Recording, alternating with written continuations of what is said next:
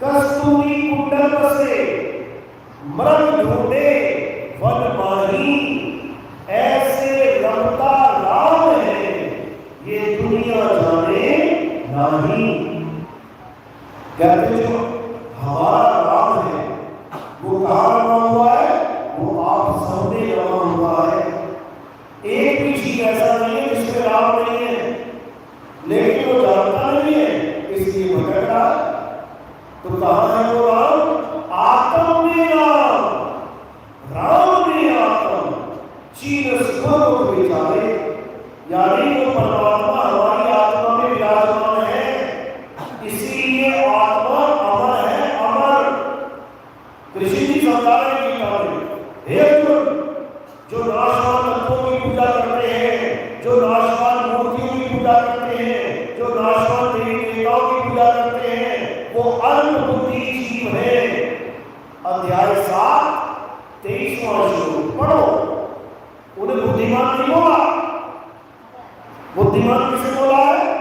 हे अर्जुन, जो आत्मा को जानते हैं, जो आत्मा की पूजा करते हैं, जो आत्मा में ही रहते हैं, वही ज्ञानी पुरुष है।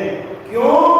क्योंकि नैनम छिन्नति शस्त्राणि, नैनम नहति पावका, न चैनम क्रोधंतापे, न शोषति मानता।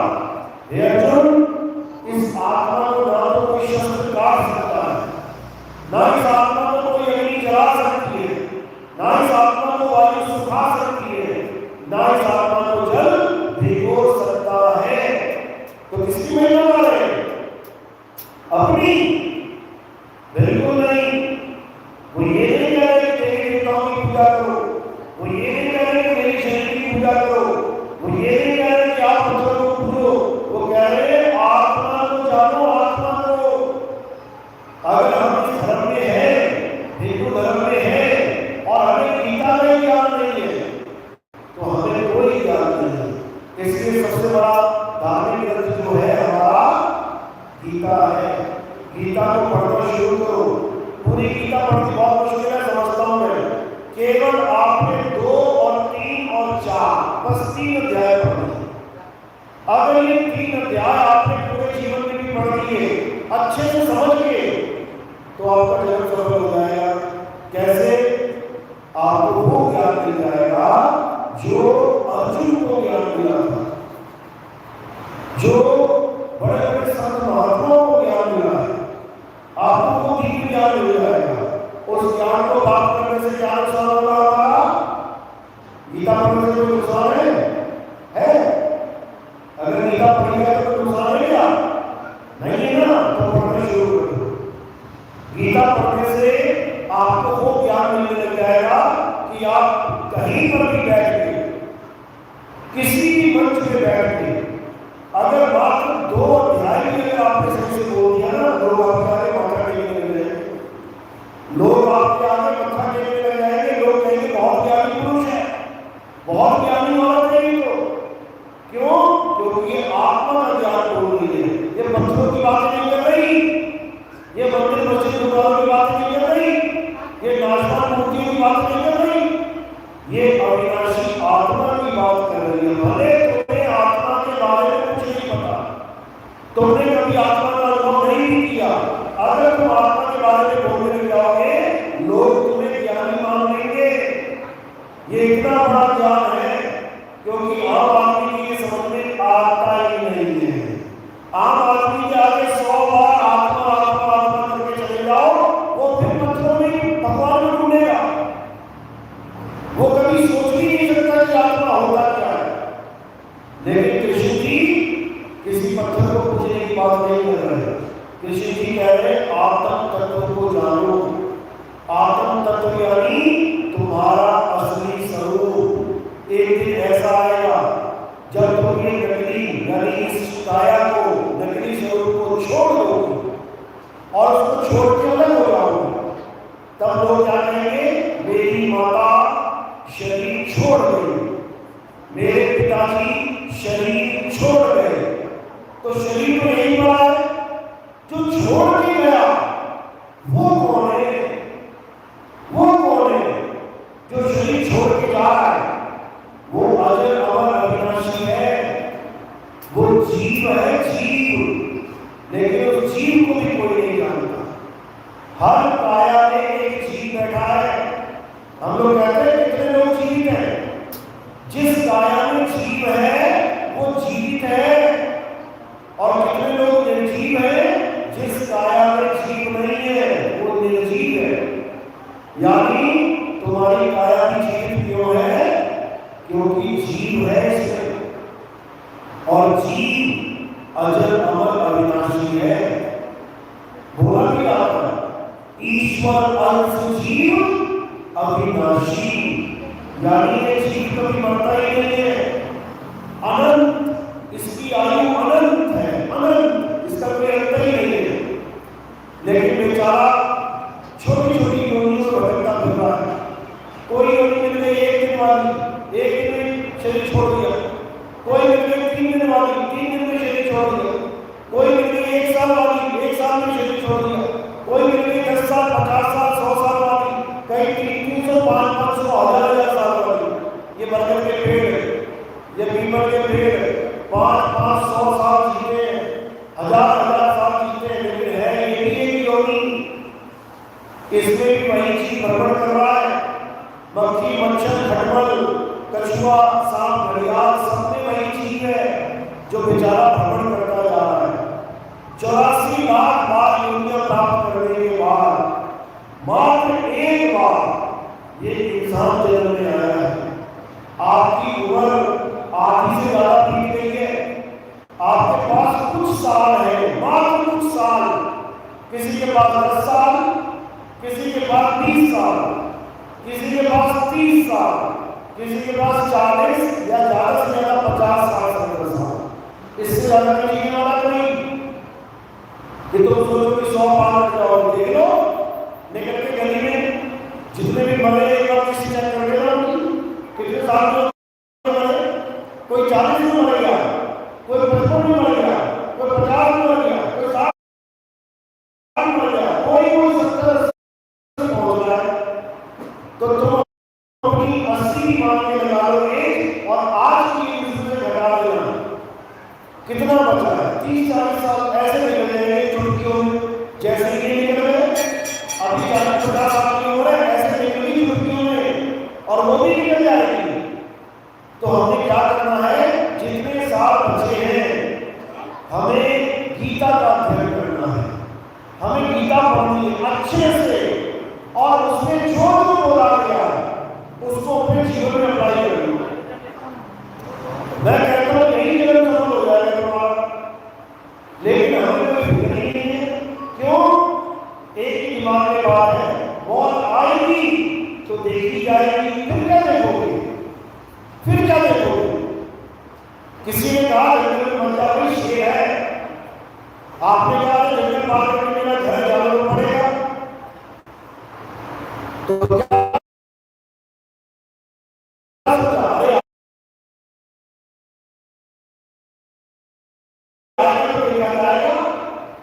और तुम चले गए बिना इंतजाम के, और जब शेर सामने आ गया तो क्या करोगे? मरोगे। अब तुम्हें किसी बुद्धिमान ने कहा भैया जंगल में शेर है, मर जा। आपने कहा जाना तो पड़ेगा, तो उसने कहा एक काम कर, बंदूक ले जा साथ में, बंदूक ले जा साथ में। और जब शेर आया तो गोली मार दी उसको, वो आदमी बंदूक लेके चला गया साथ में। शेर आया, उसने गोली मार दी और अपना आराम से घर पहुंच गया। दोनों आदमी, दोनों ही गुरु, यानी उन दोनों को बताने वाला मिला, लेकिन एक ने उसकी बात को मान लिया और एक ने उसकी बात को नहीं मानी। तो जो नहीं मानेगा वो पक्का मानेगा, और जो मान लेगा वो पक्का करेगा, वो कर जाएगा। क्योंकि मौत तो आनी ही है, जंगल में जाना ही है, शेर का सामना होना ही है। जब मौत आती है तो लोग भागे भागे घूमते हैं। कोई हॉस्पिटलों के चक्कर लगा रहा है, कोई कह रहा है तो बाबा के पास चला जाओ, पानी पिलाकर जवानी ठीक हो जाएगी। वहां भागे हुए सारे लाखों लोग पानी पीने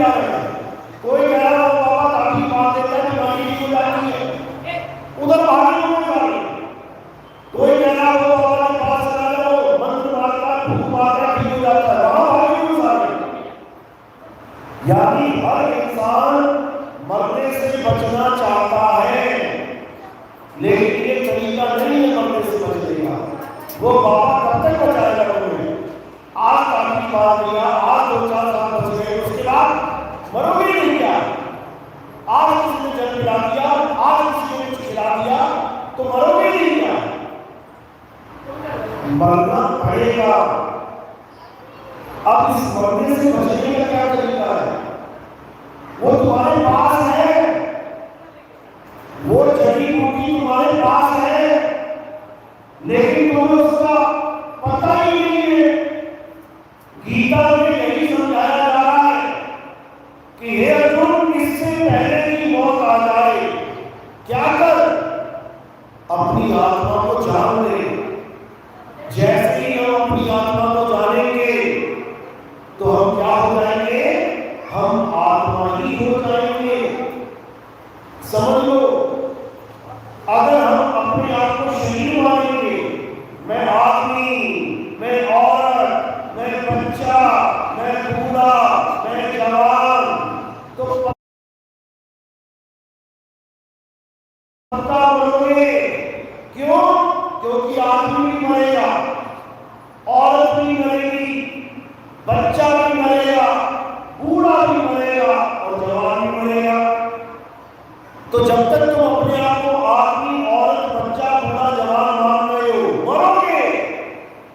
तो क्या करना है? अब अपने आप को आत्मा करके जानना है। हम आत्मा है, हमने शरीर धारण किया है। जैसे ये माला धारण की है, ये कपड़े धारण किए, इस माला को भी उतारा जा सकता है, कपड़ों को भी उतारा जा सकता है। कपड़ों को उतारने वाला, माला को उतारने वाला कोई और है, वो कपड़ा और माला नहीं है। इसी प्रकार शरीर को धारण करने वाला कोई और है, शरीर नहीं है। शरीर तो उतार भी जाएंगे आप, तो कौन धारण करके बैठा है शरीर को? हे अर्जुन, ये आत्मा है जो शरीर को धारण करता है, और ये आत्मा ही है जो शरीरों को उतार देता है। शरीरों की तो मृत्यु होती है, लेकिन आत्मा की मृत्यु कभी नहीं होती। तो जो अपने इस जीवन काल में अपने आप को आत्मा करके जान लेते हैं, वो कब मर जाएंगे? आत्मा कब मर जाती है? 100 साल, 200, 600, 1000, लाख, करोड़, अरब, तुम गिनती भूल जाओगे, तुम गिनती गिनते बन जाओगे। ये अक्षर खत्म हो जाएंगे, दुनिया खत्म हो जाएगी। पूरी धरती में 000 लिखोगे, आत्मा कभी नहीं बनती। ब्रह्मा विष्णु महेश सामने खड़े हो जाए, सारे देवी देवता खड़े हो जाए, सारे ऋषि मुनि खड़े हो जाए, सारे पीर पैगंबर खड़े हो जाए, सारी दुनिया के सब महात्मा खड़े हो जाए और श्राप दे दे कि आत्मा तेरा नाश हो जाए, बन जाएगा, तब भी नहीं होगी। ये ऐसी चीज है, आत्मा का कभी नाश नहीं होता। आत्मा अजर अमर अविनाशी है। समझ लो, उसी आत्मा का ज्ञान जब आपको हो जाएगा, और कहां जाना पड़ेगा? आत्मा को ढूंढने के लिए। तुम घर में बैठी हो तो तुम्हारी आत्मा कहां है? मंदिर में या मस्जिद में या गुरुद्वारे चर्च में? जहां तुम बैठी हो आत्मा वही है। समझ लो, घर में 10 लीटर दूध पाए तो घी का है, उसी में है, दूध नहीं घी है। लेकिन तुम अपना दूध छोड़ के तुम गलियों में बड़े बड़े घी लेने देंगे। जहां तेल है वही तेल है। समझा रहे कबीर साहब, ज्यों तिल माही तेल है, और ज्यों चकमक में आग, तेरा साई तुझ में है, जाग सके तो जाग, तेरा साई तुझ में है। यानी कहीं बाहर जाने की जरूरत नहीं है, तुम्हें तुम्हारे घर बैठे मुक्ति मिलेगी, तुम्हें तुम्हारे घर बैठे अमरता मिलेगी। अमर हो जाओगे तुम कब? जब अपने आप को जान लोगे। यही गीता में समझाया जा रहा है, यही श्री गुरु ग्रंथ साहब में समझाया जा रहा है, यही कुरान में समझाया जा रहा है, यही बाइबल में समझाया जा रहा है, यही बाबा रामदेव की वाणी में समझाया जा रहा है।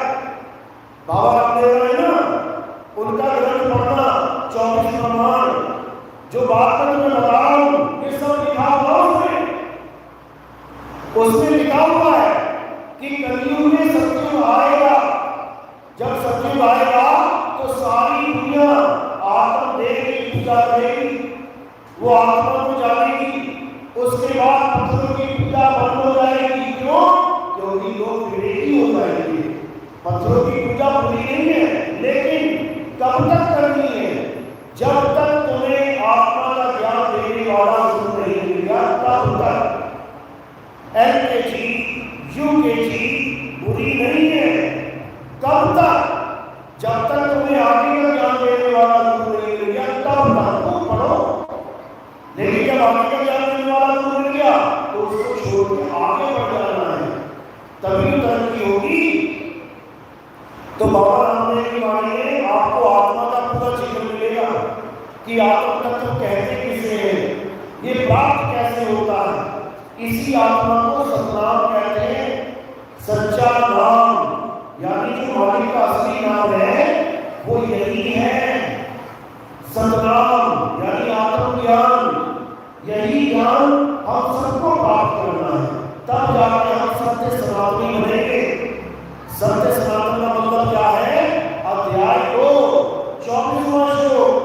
अर्जुन, आत्मा अछेद है, अशोष्य है, अदाह है। यानी आत्मा को कोई छेद नहीं सकता। कोई कहकर आत्मा की आत्मा को नहीं मार सकता, कोई कहकर तलवार से मार के नहीं मार सकता, कोई कहकर गोली से मार के नहीं मार सकता। वो आत्मा अछेद है, अशोष्य है, अदाह है, उसको जलाया नहीं जा सकता। ये आत्मा अचल है, ये चलती नहीं है, ये अचल है, ये सदा स्थिर रहने वाली है। इसी आत्मा को सत्य सनातन कहते हैं। यानी सत्य सनातनी कौन है? जो आत्मदेव को जान ले, जो अपनी आत्मा को पहचान ले। तुम्हें तुम्हारे घर में प्रेम मिल रहा है, क्यों मिल रहा है? आत्मा की वजह से। तुम्हारे शरीर में आत्मा है, तुम्हें लोग मम्मी मम्मी कह रहे हैं, तुम्हें पापा पापा कह रहे हैं, तुम्हें प्यारा प्यारा कह के घर में बिस्तर में सुला रहे हैं। और जैसे आत्मा ने शरीर छोड़ दिया, अब तुम्हें बिस्तर में न सुलाएगा कोई, अब जमीन में ले जाएंगे तुम्हें, अब कोई बढ़िया बढ़िया कपड़े नहीं मिलेंगे तुम्हें, रंग बिरंगे कपड़े पहन के फिरने मिलेंगे। क्या मिलेगा? कफन मिलेगा, सफेद कपड़े पहनेंगे तुम्हें। जितना भी प्यार मिल रहा है, जितना भी दुलार मिल रहा है, जितनी भी इज्जत मान सम्मान मिल रहा है, किसकी वजह से? आत्मा की वजह से।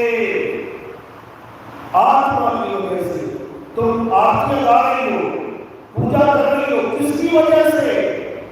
आत्मा की वजह से। आरती कर रही हो भगवान की, और आत्मा ने शरीर छोड़ दिया ना, वो थाली वहां भी नहीं होगी, तो वहां भी होगी।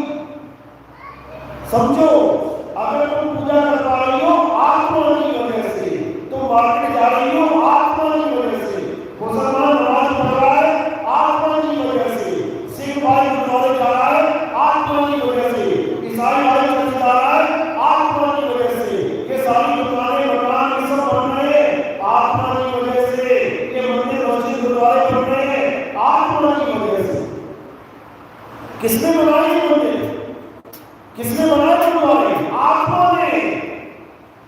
मुर्दा नहीं बना सकता इसको। किसने बनाई ये मंत्र? किसने बनाई भाषाएं? किसने बनाई अक्षर?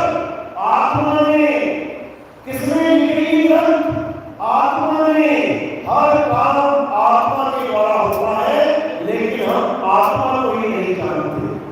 बस यही अज्ञान है। यानी अगर तुम्हें एक ज्ञान हो जाए, केवल एक ज्ञान, कौन सा ज्ञान?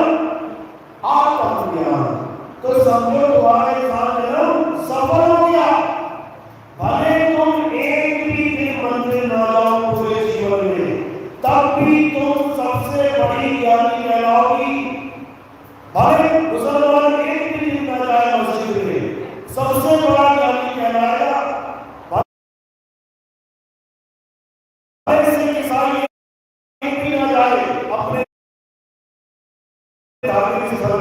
सबसे बड़ा ज्ञानी कहलाएगा जब आत्म ज्ञान हो जाएगा। इसलिए कबीर साहब ने कहा जल में नींद प्यासी, मोहे देखत आए हासी, आत्म ज्ञान बिना नर भटके, कभी काबा कभी काशी। यानी परमात्मा को अपने पास रख के उसे ढूंढने के लिए गए इंसान। कभी जंगलों में जा रहा है भगवान को ढूंढने के लिए, और भगवान कहाँ है? तेरे पास में। जंगलों में जा रहा है, कोई शेर मिल गया, चीता मिल गया, पकड़ के खा गया, बेचारा गया था भगवान ढूंढने और मौत का सामना हो गया। कोई पर्वतों में जा रहा है ढूंढने, केदारनाथ में गए थे लोग माथा टेकने, पानी आ गया, जंगल आ गया, हजारों लाखों लोग मर गए। क्यों मर गए? क्योंकि भगवान को ढूंढने कहीं और जा रहे हैं। भगवान तुम्हारे पास है लेकिन तुम जा रहे हो कहीं और। अभी देखो कांवड़ यात्रा में कितने भाई गए, अखबारें देखो पढ़ के, 4 वहां मर गए, 8 वहां मर गए, 10 वहां मर गए। उनके घर वालों से पूछो जाके कैसा लग रहा है तुम्हें, वो बताएंगे हमारे घर का इकलौता चिराग मारा गया। क्यों? क्योंकि भगवान को ढूंढने जा रहे हैं और भगवान का घर में। अभी कुंभ मेला लगा था 144 साल बाद, सब कुछ ठीक ठाक चल रहा था। उसके बाद ऐसी भगदड़ मची, हजारों लोग मर गए वहां पे। क्यों? क्योंकि भगवान को ढूंढने जा रहे हैं वहां पे, और भगवान कहाँ है? तुम्हारे घर में विराजमान है, तुम्हारे घर में विराजमान है, बस तुम्हें कोई बताने वाला नहीं होगा। ऐसी बहू ले आए तुम अपने घर जिसको दूध में से घी निकालना नहीं आता, वो दूध ही पिला नहीं डालेगी, वो घी ना निकाल सकती।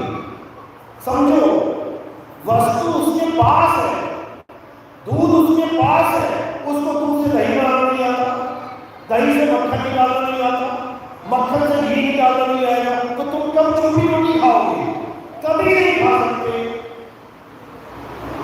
इसी प्रकार आत्मा तुम्हारे पास है, परमात्मा भी तुम्हारे पास है, लेकिन तुम्हें उसको प्रकट करना ही नहीं आता, तो भटकते ही मर जाओगे। समझ लो। इसलिए कभी सामने क्या कहा? गुरु को कीजिए दंडवत, कोटि कोटि प्रणाम, कीट न जाने भिन्न को, गुरु कर दे आप समान। यानी जिस मां को दूध में से घी मक्खन निकालना आता है, वो अपनी बेटी को भी सिखा देती है, और जिस मां को दूध में से मक्खन निकालना नहीं आता, वो क्या खाक सिखाएगी? इसीलिए कबीर साहब ने कहा कि 2 प्रकार के गुरु हैं। एक गुरु तुम्हें कहता है कि चलो भगवान को ढूंढने चलो, पूजा करने चलो, कहाँ? मंदिर में, मस्जिद में, गुरुद्वारे में, चर्च में, पहाड़ों में, नदियों में, नालों में। और एक गुरु है जो कह रहा कहीं जाने की जरूरत नहीं है, तेरा साई तुझ में है, जाग सके तो जा। अब इन दोनों में से एक को चुनना है।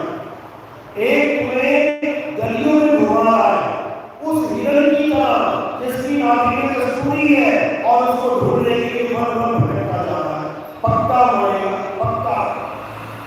और एक जो तुम्हारा परमात्मा तुम्हें प्रकट करवा दे, बलिहारी और भटकी जा घट प्रकट हुई। बलिहार जाते हैं जिसके घर में परमात्मा विराजमान हो जाए, यानी प्रकट हो जाए। तुम माचिस की डिब्बी जेब में रख के आग को ढूंढने जा रहे हो, और आग कहां पे है? तुम्हारी जेब में। माचिस की डिब्बी जेब में है, और तुम आग को ढूंढने जा रहे हो, केदारनाथ, बद्रीनाथ और पता नहीं कौन से जगह, वो तुम्हारी जेब में है, लेकिन तुम्हें जलानी नहीं आती, तो प्रकट नहीं होगी। और अगर जाना सीख गए, यही प्रकट हो जाएगी। यही समझाया गया। भोले शंकर को देखो कैसे भक्ति कर रहे हैं, क्या इधर को जा रहे हो? एक जगह आसन लगा के बैठे हुए। क्यों? क्योंकि वही प्रकट होगा, जिसकी वो भक्ति कर रहे हो वही घर में ही प्रकट होगा। वो तुम्हें संकेत दे रहे हैं, जैसे मैं बैठा हूं वैसे बैठ जा, यही प्रकट होगा भगवान।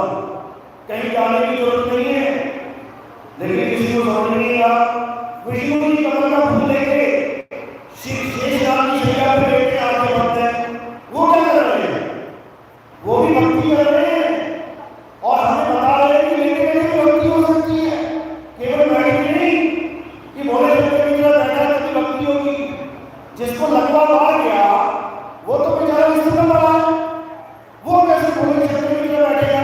तो विष्णु ने लेके दिखा दिया कि बेटा लेने नहीं करते, समझो। लेकिन लोग नहीं समझ पा रहे हैं, वो सोच रहे हैं जब तक हम कष्ट नहीं देंगे शरीर को तब तक भगवान नहीं देगा। नंगे पैर जा रहे हैं, लेट लेट के जा रहे हैं। बताओ, अगर तुम्हें कष्ट हुआ तो याद रखो तुमसे ज्यादा कष्ट भगवान को होगा। माँ का एक बच्चा है बहुत प्यारा, अगर बच्चे के हाथ में चोट लग गई, बच्चे के पैर में चोट लग गई, बच्चे की पीठ में चेहरे में चोट लग गई, तो जितनी चोट उसको लगी ना उससे ज्यादा भगवान को होगा। अगर हमने अपने आप को कष्ट दिया तो सबसे ज्यादा तो परमात्मा को होता है कि बता मेरे लिए क्या क्या कर रहा है, और मैं इसी में बैठा हूं, ढूंढ नहीं रहा है, भाग रहा है। तो कह रहे लोगों कहां ढूंढे बंदे, मैं तो तेरे पास में। ये भजन है कबीर साहब का, आपने यूट्यूब पे ये सुनना है, दिन में 10-10 बार सुनना है, क्योंकि जिन भजनों को सुन सुन के आपकी भक्ति पत्थरों में दृढ़ होती है, ऐसे भजन सुनोगे तो आपकी भक्ति आत्मा में दृढ़ हो जाएगी। फिर आपको समझ में आएगा कि पत्थर में और आत्मा में फर्क क्या है। ठीक है, शुरुआत पत्थर के साथ करनी है, अच्छी बात है, पत्थर को भगवान मान लिया, अच्छी बात है, लेकिन असल में पत्थर भगवान नहीं होता। क्या राम जी पत्थर में थे? कृष्ण जी पत्थर में थे? हनुमान जी पत्थर में थे? अरे पत्थर की तो अहिल्या थी जिसको भगवान राम ने पैर लगाया और वो पत्थर से इंसान बन गई। तो भगवान वो होता है जो पत्थर को इंसान बना दे, और इंसान वो बन गया है जो भगवान को पत्थर बना दे। सोचो, बस इसी को समझना है। पत्थर टूट सकता है, फूट सकता है, भगवान टूट नहीं सकता, फूट नहीं सकता। पत्थर खंडित हो जाएगा, उसको उठा के मंदिर से बाहर निकालेंगे, भगवान कभी खंडित नहीं हो सकता। आत्मा अखंड है, वो कभी खंडित नहीं होती, लेकिन उसको कोई जानता नहीं है, इसलिए उसकी पूजा ही नहीं होती। तो आत्मा की पूजा कैसे होगी? जब हमारे जीवन में आत्मज्ञानी संत आएगा, वो हमें समझाएगा कि आत्मा की पूजा कैसे करनी है।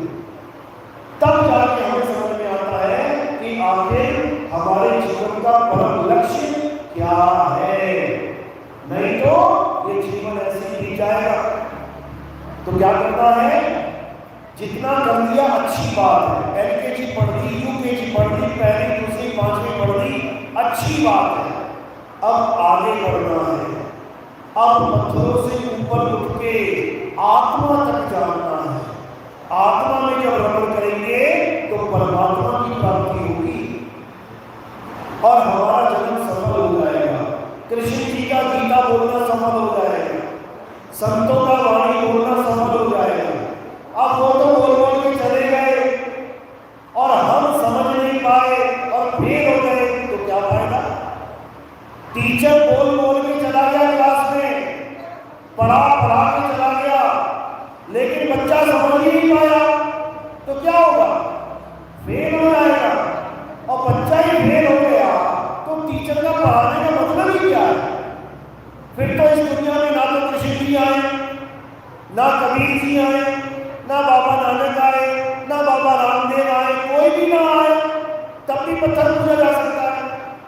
इनके आने का मकसद क्या है? इनके आने का मकसद है आत्मा को जानना, आत्मा को पहचानना। जिस आत्मा की वजह से एक पत्थर को भगवान की मूर्त में डाला जाता है, जो हथौड़ा शेखा लेके लगा हुआ है, वो आत्मा है।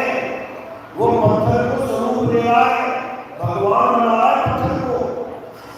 समझो, तो सारे काम आत्मा की वजह से हो रहे हैं, लेकिन हम आत्मा को नहीं जानते, इसलिए हमारा जन्म बार बार बर्बाद होता है। हम 84 लाख योनि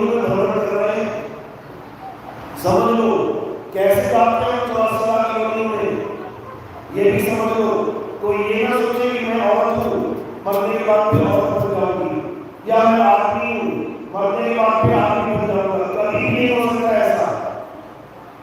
मरने के बाद तुम्हें नाना प्रकार की योजना मिलेगी, चूहा, बिल्ली, हाथी, घोड़ा, कौआ, सांप, बिच्छू, पता नहीं क्या क्या बनना पड़ेगा तुम्हें। रोटी बने बैठे बेचारे, कौन बन सकता है?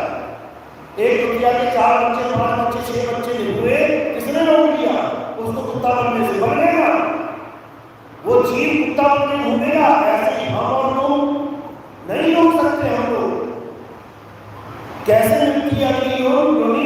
समझ लो, जब हम शरीर त्याग करते हैं, जब हम शरीर छोड़ते हैं तो क्या होता है?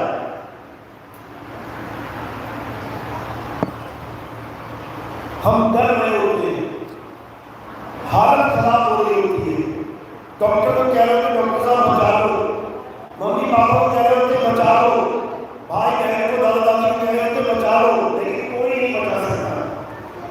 उस अंत समय में अगर तुम्हारा ध्यान किसी कुत्ते में चला गया, यानी तुम्हें कुत्ता दिखाई दे गया, या किसी ने गाय पाली है उसको गाय याद आ गई, या किसी ने बकरी पाली है उसको बकरी याद आ गई, या कोई मुर्गियां खाता है उसको मुर्गा याद आ गया, तो तुम्हारा जन्म उसी में हो जाएगा, तुम सीधे उसी में चले जाओगे। कैसे? एक जड़ भरत नाम का ऋषि था, क्या नाम था उसका? जड़ भरत।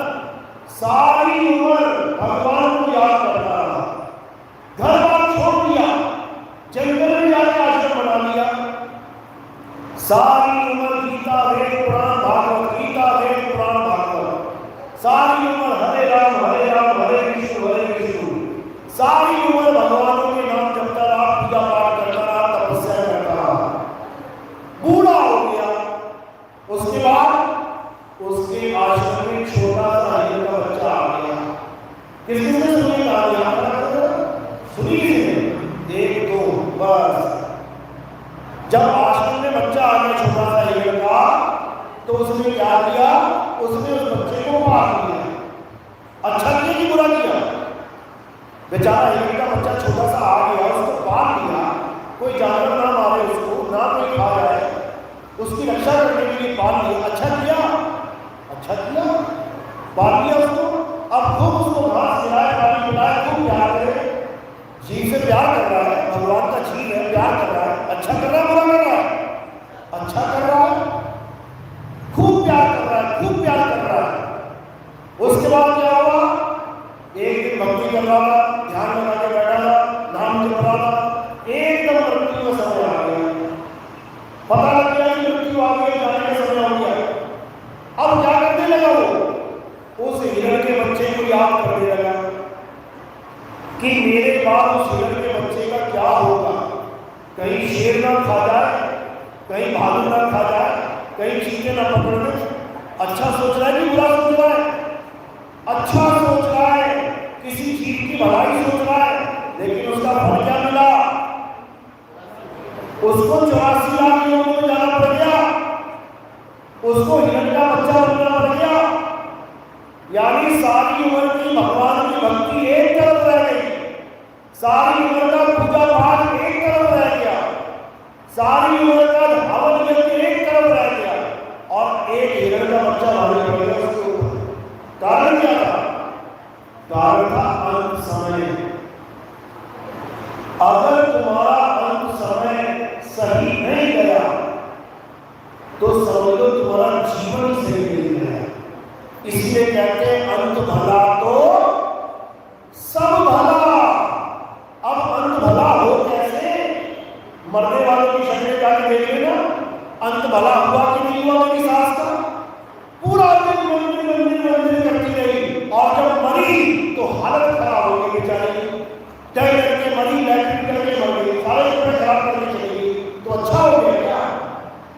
ससुराल वाला सारी उम्र पूजा पाठ करता रहा, अंत समय में लैट्रिन बाथरूम भी लग गया उसका, हालत खराब हो गई। अच्छा हुआ क्या? अंत नहीं अच्छा हुआ, यानी सारा जीवन बर्बाद हो गया उसका। तो अंत अच्छा कैसे होता है? कबीर साहब समझा रहे हैं, जिस मरने से जग गए मेरे मन आनंद, और मरने पर ही पाई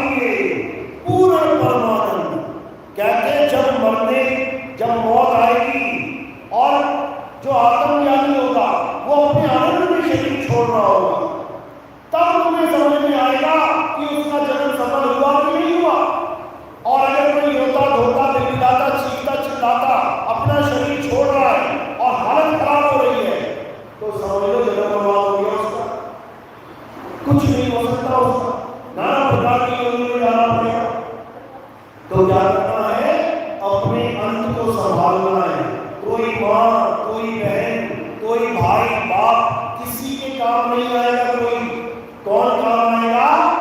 अंत समय में केवल आत्म ज्ञान काम आएगा, आत्म ज्ञान। इसलिए कृष्ण जी बार बार समझा रहे हैं, हे अर्जुन, जो अपनी आत्मा में रमण करते हैं, तो जब अंत आएगा तो क्या करना है? अपनी आत्मा में रमण करना है। और जब आत्मा ही नहीं पता क्या होती है तो रमण खा करोगे। इसलिए जितना जीवन बचाए शेष केवल आत्मा को ढूंढने में लगा देना, नहीं तो बर्बाद हो जाओ। ये करोड़पति, अरबपति, खरबपति बाद में बनने रह जाना। पहले इस जन्म को सफल करना है। करोड़पति बनने के बाद कुत्ते की मौत मर जाओ तो क्या मिल गया? करोड़पति बनने के बाद हजार करोड़ों का बंगले बना के उसके बाद कुत्ता बन के गली में नाली में पानी पी के फिरो तो क्या मिल गया? अरबों खरबों कमाने के बाद सुअर बन के नाली में खूब खाते फिरो तो क्या मिल गया? कुछ नहीं मिला। इसलिए भले गरीब रहना लेकिन आत्मज्ञानी बन जाना। सुदामा गरीब से भी गरीब था, तब भी भगवान ने चरण धोके दिए उसने। वो कोई अमीर नहीं था। समझो, जितने संत महात्मा होते हैं, रविदास जी महाराज, तुलसी साहेब, कबीर साहब और अन्य संत, ये कोई करोड़पति नहीं थे कि सोचे कि करोड़पति नहीं हुआ तो मेरा जन्म सफल नहीं हुआ। गरीब हो ना हो कोई बात नहीं, नमक के साथ रोटी मिल रही है कोई बात नहीं, लेकिन आत्मा का ज्ञान नहीं मिला तो बहुत गलत बात है। इसलिए अब क्या करना है? अब आत्मज्ञानी बनना है और अपने जीवन को सफल करना है। बोलिए परमात्मा की सदा ही जय हो। किस किस को मेरी बात समझ में आई? हाथ खड़ा करो। पिछली बार भी खूब हाथ खड़े किए थे। चलो अच्छी बात है, समझ में आनी चाहिए, क्योंकि समझोगे नहीं तो जन्म बर्बाद हो जाएगा। तो आप सबके पास मोबाइल है, ऐसा कोई नहीं होगा जिसके पास मोबाइल नहीं है। अब मोबाइल में आपने क्या टाइप करना है? आपने बोलना है, लिखना है नितिन दास के सत्संग। नितिन दास के सत्संग जब आप टाइप करोगे तो यूट्यूब में हमारे सत्संग शुरू हो जाएंगे। आपको धीरे धीरे, एक बार में समझ में नहीं आएगा, धीरे धीरे धीरे धीरे आपको एक एक बात ऐसे समझ में आने लग जाएगी जैसे ये सारा ज्ञान आपके लिए ही बोला जा रहा है। एक एक बात समझ में आ जाएगी। फिर कृष्ण जी क्या कह रहे हैं वो भी समझ में आ जाएगा। बाबा नानक क्या बोल के गए वो भी समझ में आ जाएगा। बाबा रामदेव जी क्या बोल के गए वो भी समझ में आ जाएगा। कुरान में क्या बोला जा रहा है वो भी समझ में आ जाएगा। बाइबल में क्या समझाया गया वो भी समझ में, हर चीज समझ में आने लग जाएगी। और सारी कहानी कहाँ आगे खत्म हो जाएगी? आत्मज्ञान, आत्मज्ञान। तो आत्मज्ञान करना है और अपना जन्म सफल करना है। बोलिए परमात्मा की। तो आरती का समय है। हमारे यहाँ आरती किसकी होती है? हमारे यहाँ आरती आत्मदेव की होती है। हमारे यहाँ चिंता की आरती होती है, आत्मा की आरती होती है। कैसे होती है आत्मा की आरती? आत्मा लाने के लिए मुझे कहीं जाना पड़ेगा क्या? मेरे पास आत्मा है, इसकी आत्मा की आरती होती है। कैसे होती है? थोड़े से फूल लेने हैं और मेरे सिर के ऊपर रख देने हैं। सिर के ऊपर क्यों रखते हैं? क्योंकि पैर के अंगूठे से लेके सिर की चोटी तक ये क्या दिखाई दे रहा है? नाशवान शरीर।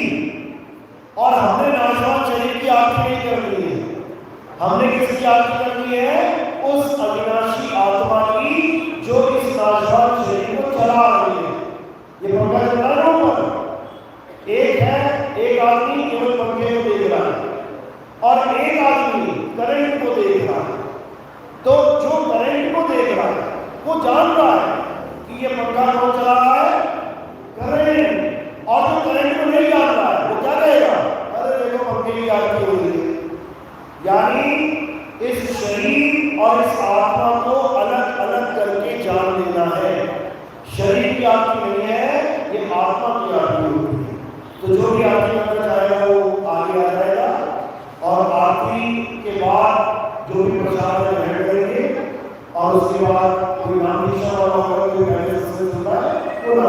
सकता है।